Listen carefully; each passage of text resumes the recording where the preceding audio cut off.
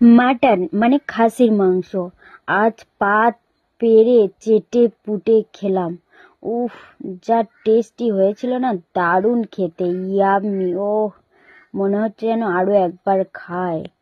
তো দেখুন, ভাবছো আমি কোথায় গিয়ে কিভাবে খাচ্ছি? তো চলো তোমাদের সাথে আজ শেয়ার করা যাক। আজ ছিল আমার শ্রাদ্ধ বাড়ি, নেমন্ত্রণ। তো সেখানে গেছি। তো দেখুন, এখানে সমস্ত রান্নার আইটেম আছে। তো প্রচুর কিছু রান্না হয়েছিল। তো সেখানে গিয়ে সব কিছুই খেয়েছি, কারণ আমরা বাঙালি, খেতেই তো ভালোবাসি। বাঙালি মানে ভোজন রসিক, খেতেই তো সবাই খুব ভালোবাসে। তো দেখুন, ফাইনালি চলে এসেছি যেখানে বসে খাবো সেখানেই। তো দেখুন, প্যান্ডেলটা প্রচুর বড় হয়েছিল, আর শুধু এক জায়গায় না, 2-3 জায়গায় বসার ব্যবস্থা করেছিল। তো প্রচুর মানুষ খেয়েছে। তো দেখুন, ফাইনালি আমি বসে গেছি খাওয়ার সিটে, টেবিল চেয়ারে বসে গেছি। আমি বসেছি, আমার সোনাটাও কেমন বসে আছে দেখুন। চারিদিকে বসে আছে লোকজন। আমি, আমার শ্বশুর শাশুড়ি আর আমার সোনা, 4 জন একটা টেবিল বুক করেছিলাম, বসে পড়েছি। ফাইনালি একদিক থেকে খাচ্ছে, বের হয়ে যাচ্ছে, আর একদিকে খাচ্ছে। এটা দেখুন, আমার একটা যা ওর মেয়েকে মুখ ধোয়াচ্ছে, মানে ওদের খাওয়া হয়ে গেছে, ওরা এবার চলে যাবে।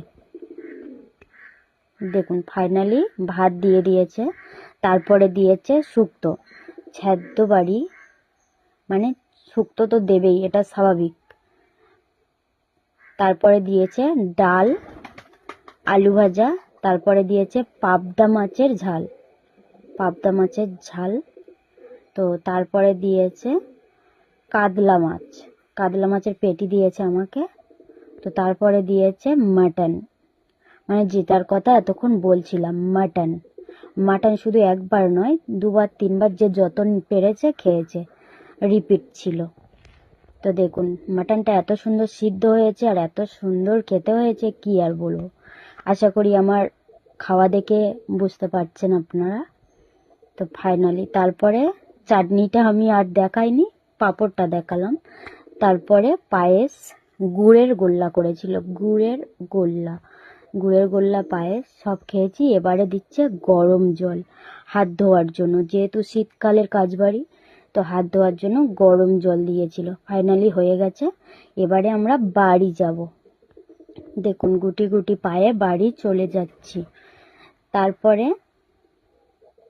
দেখুন, আমার সোনা, ও কারোর হাত ধরবে না, ও ওর মতো হেঁটে চলে যাচ্ছে একা একা, ও কাউকে পাত্তাও দিচ্ছে